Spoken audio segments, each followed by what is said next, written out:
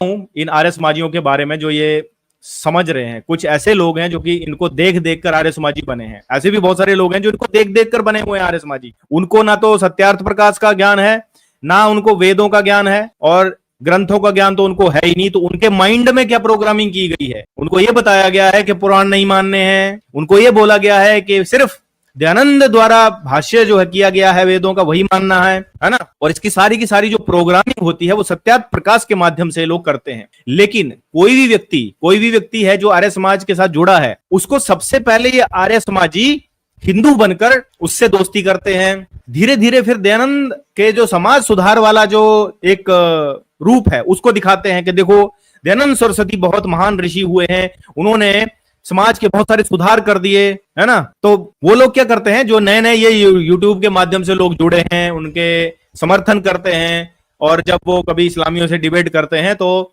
इनको लगता है कि भैया यही हमारे तारणहार हैं, कौन? आर्य समाजी। तो वो लोग उनसे जुड़े हुए होते हैं, ठीक है। तो अब कहने की बात यह है कि उन लोगों को ये पता ही नहीं है कि सत्यार्थ प्रकाश में क्या लिखा हुआ है, उनको बिल्कुल भी ज्ञान नहीं है इस बात का। लेकिन वो जुड़े हुए हैं, भावनात्मक रूप से जोड़ दिया जाता है।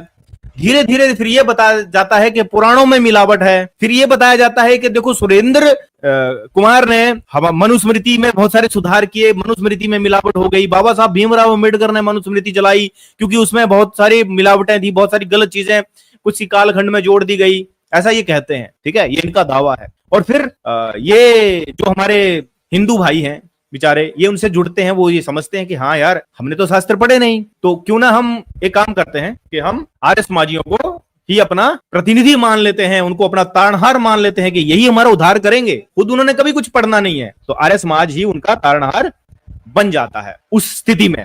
और जब ये आर्य समाज उनका तारणहार बन जाता है तो उनके माइंड में क्या प्रोग्रामिंग करके डाली जाती है चीज कि भाई पुराण नहीं मानने हैं, पुराणों में मिलावट है। अच्छा, फिर ये बोला जाता है कि भाई देखो दयानंद सरस्वती ने समाज का सुधार किया, है ना, पाखंड दुनिया से दूर किए, अंधविश्वास दूर किए, ऐसे करके एक काल्पनिक छवि आपके दिमाग के अंदर बनाई जाती है आर्य समाजियों के द्वारा। और वो काल्पनिक छवि ऐसी बनाई जाती है कि भैया जैसे कि पिछले 100-200 साल में दयानंद जी से बड़ा कोई भी समाज सुधारक हुआ ही नहीं। जैसे अंग्रेजों ने क्या किया, राजा राम मोहन राय को, जो कि राजा नहीं था, बहुत सारे लोगों को नहीं पता होगा, राजा राम मोहन राय को राजा नहीं था, वो एक साधारण व्यक्ति था। लेकिन क्योंकि वो एक नास्तिक किस्म का व्यक्ति था, या मान लो कोई नेता किस्म का व्यक्ति होगा, तो उस व्यक्ति को उठाया और बोला तू, तेरे को हम धन देंगे अपार, तेरे को किसी चीज की कमी नहीं रहेगी, तुझे क्या करना है, सती प्रथा के अगेंस्ट में आवाज उठानी है, तुझे हमारा पिट्ठू बनना है। पिट्ठू किसका? अंग्रेजों का। तो अंग्रेज ऐसे हमारे सनातन धर्म, क्योंकि उनके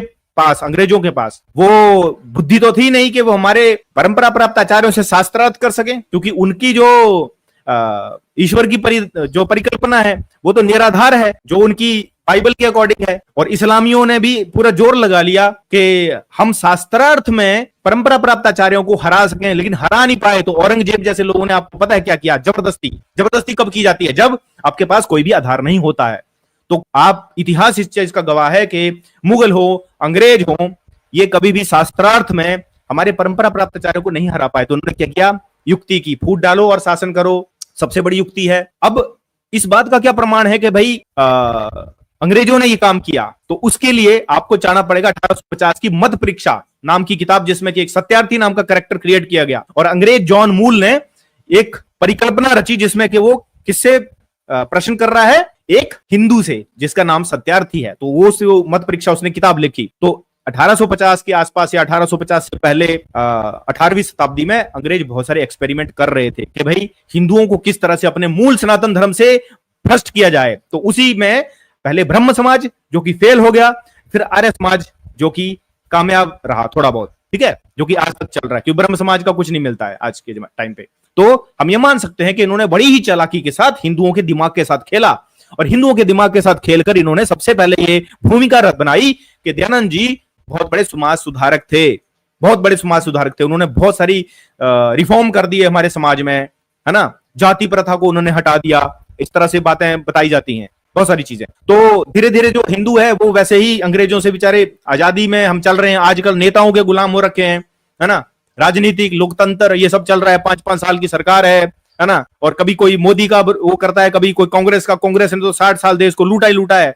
तो फिर हम हिंदुओं को लगता है कि यार मोदी कुछ करेगा, लेकिन मोदी भी कुछ नहीं कर रहा, वो भी राजनीति में वो कर रहा है सारी चीजें, और आपको ये लगता है कि लोकतंत्र से आपका भला होने वाला है, तो बहुत बड़ी गलतफहमी में हो आप।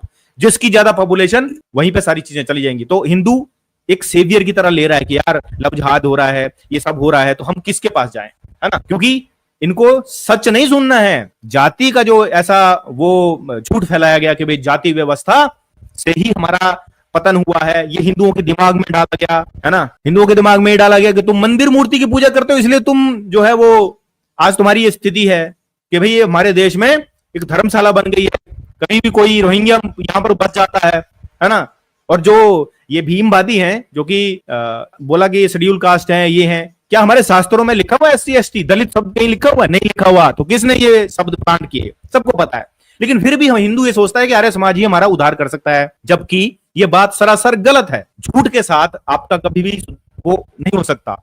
और एक झूठ आर्य समाजी हमेशा ये फैलाते रहते हैं, जिसको कि हम अपने वीडियो के माध्यम से उजागर करते हैं, और वो झूठ ये है कि भैया इन्होंने समाज सुधार किया, जबकि कुछ भी समाज सुधार इन्होंने नहीं किया। बल्कि आपको जानकर बड़ी हैरानी होगी कि इनके ही जो आर्य समाज को फॉलोअर थे, उनको तक नहीं बचा पाए आर्य समाजी। स्वामी श्रद्धानंद की जान नहीं बचा पाए, महाशय राजपाल की जान नहीं बचा पाए ये आर्य समाजी, जबकि वो पक्के आर्य समाजी नहीं थे। वो 50-50 वाले थे, जैसे ये कमेंट बॉक्स में लिख रहे हैं लोग, ऐसे ही थे वो कोई पक्के नहीं थे।